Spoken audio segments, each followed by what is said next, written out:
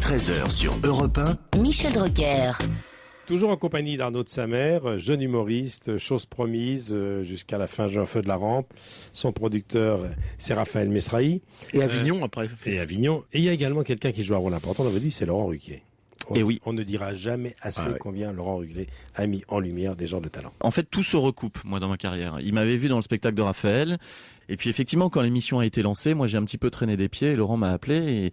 Et au lieu de m'expliquer que cette émission allait lancer ma carrière, il a eu l'intelligence de me dire, je pense que ce que tu fais pourrait apporter quelque chose à l'émission. Alors, moi, ça m'a flatté, bien sûr. Mais c'est vrai, et puis, surtout. comme je suis un petit peu naïf, je l'ai cru et j'y suis allé. Je regrette pas du tout parce que c'est une aventure exceptionnelle. Puisqu'on parle de Laurent Ruquier, vous êtes également pensionnaire du club. Ouais. Ici à Europe 1, on va se gêner. Hein. Exactement. Oui. Alors, il y a eu d'autres rencontres. Il y a Palmade, Améline Palmade sur France 3, la pièce, aussi le comique, le Théâtre Fontaine. Voilà. Vous avez déjà fait beaucoup de choses dans votre jeune vie. Hein. J'ai eu la chance de croiser des... Pour définir votre humour, on peut dire c'est l'absurde, c'est un peu ça. Voilà, oui. J'aime pas trop résumer en un mot, mais c'est le seul qui convienne, quoi. Oui. C'est d'où François Rollin. Voilà, cet univers avec ses digressions à n'en plus finir, l'amour des mots aussi, des phrases bien construites et des choses qui se coupent, qui se recoupent. Et de l'élégance aussi. Oui, ça, j'ose pas le dire moi-même, mais j'aime bien ça. C'est vrai que j'aime bien ça. Les gens qui sortent de là, ils disent il est élégant.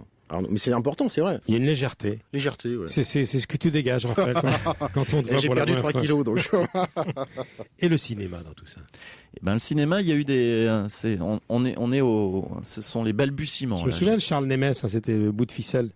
Bout de ficelle qui s'est transformé finalement, le film s'est appelé le bistrot du coin et on peut pas dire que ça a été une grande réussite, mais en tout cas j'ai eu la chance de rencontrer Charles Nemes qui est quelqu'un de c'est un peu galvaudé c'est tous ces mots-là, mais il est extraordinaire ce garçon, il est très gentil, il m'a donné confiance sur le plateau, il a accueilli je me souviens qu'il y avait Eddie Mitchell qui tournait dans le film et Charles Nemes accueille Arnaud de Samer sur un plateau comme il accueille Eddie Mitchell avec le même respect, le même amour.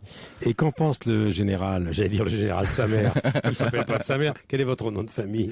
C'est de Cédry. Le général Cédry. Voilà. Qu'est-ce qu'il pense de son fils? Il a beaucoup ri la première fois qu'il est venu vous voir. Ils ont été formidables mes parents parce que quand je leur ai annoncé ça, c'était pas forcément facile pour eux, mais bon, j'avais 26 ans, j'avais bac plus 4, donc ils sont inclinés face à ma décision. Ouais. Ils ont dit c'est ton choix. Moi, j'avais fait mon job vis-à-vis d'eux, j'avais rempli le contrat, donc je faisais ce que je voulais.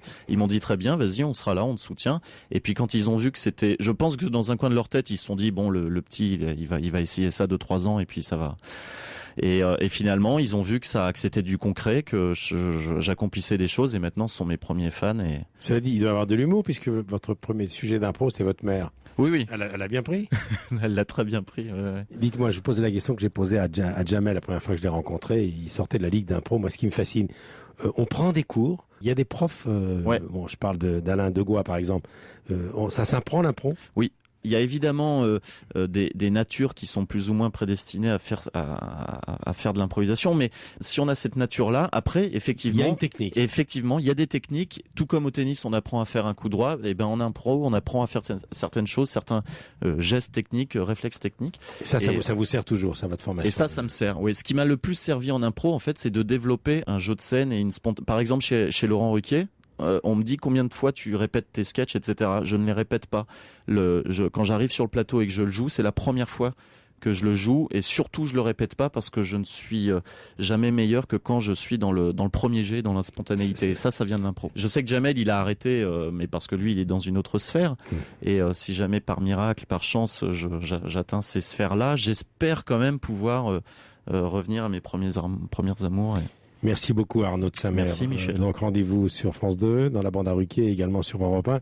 Raphaël, j'étais ravi de te voir. Moi aussi. Je t'ai pas vu depuis très longtemps. Non. Alors toujours le monde entier, tu voyages tout le temps. Oui, je n'arrête pas, ouais. Ici les Moulineaux, oui. Tout ça. Chez Beauvais, Clermont, Amiens. Clermont-sur-Oise. Oui. En plein de jet lag tout le temps. Oui, la France pour moi c'est plus de secret, c'est Michel. C'est fini. Et Morissette. Ça va. Jean-Luc Larblade, mon réalisateur, me souffle dans l'oreille et Morissette. Morissette vous passe le bonjour. Elle était un peu fatiguée, elle s'est fait opérer d'une cataracte, ça dure un peu longtemps, mais là ça va. Ça va bien, ça va de mieux en mieux. Oui, Elle est en compétition à Cannes, je crois. Non, en dans un compétition. certain regard, maintenant qu'elle a des yeux nouveaux. Oui. Puis à Cannes, justement, lui a changé il y a peu de temps. Donc J'étais content de te voir, Raphaël. Moi aussi. Et surtout, Arnaud adore le vélo, adore le foot. Ah oui. Mais Je c'est suis un au-delà. grand fan de vélo. Mais c'est même pas un fan. Il a un vélo sur Vraiment mesure et tout. C'est du délire. Bon, ce sera une Ouais, autre je émission. roule vallée de Chevreuse, tout ça. J'ai même lancé un défi à Jacques Balutin dans la côte des 17 tournants. Moi, les 17 tournants, je l'ai fait souvent 2 fois. Et je roule à Longchamp régulièrement. Elle est Non, raide, les 17 tournants. Hein. Ah oui. Et puis, je balance une info. Elle en finit pas. Hein. Non, ça en finit pas. Ouais. Mais il y en a une autre dans la vallée de Chevreuse qui est plus compliquée que les 17 tournants, je trouve. Parce C'est laquelle? J'ai foutu la merde. c'est celle qui monte vers Saint-Rémy parce que justement il y a un dénivelé. La vacheresse. Ah, je sais plus comment elle Quelle s'appelle. Celle où il y a la stèle Jacques Anquetil en haut là. Oui, elle est dure, celle-là. Celle-là est compliquée. Ouais. Ah oui. Nos auditeurs s'en foutent. mais ils ne se rendent pas compte.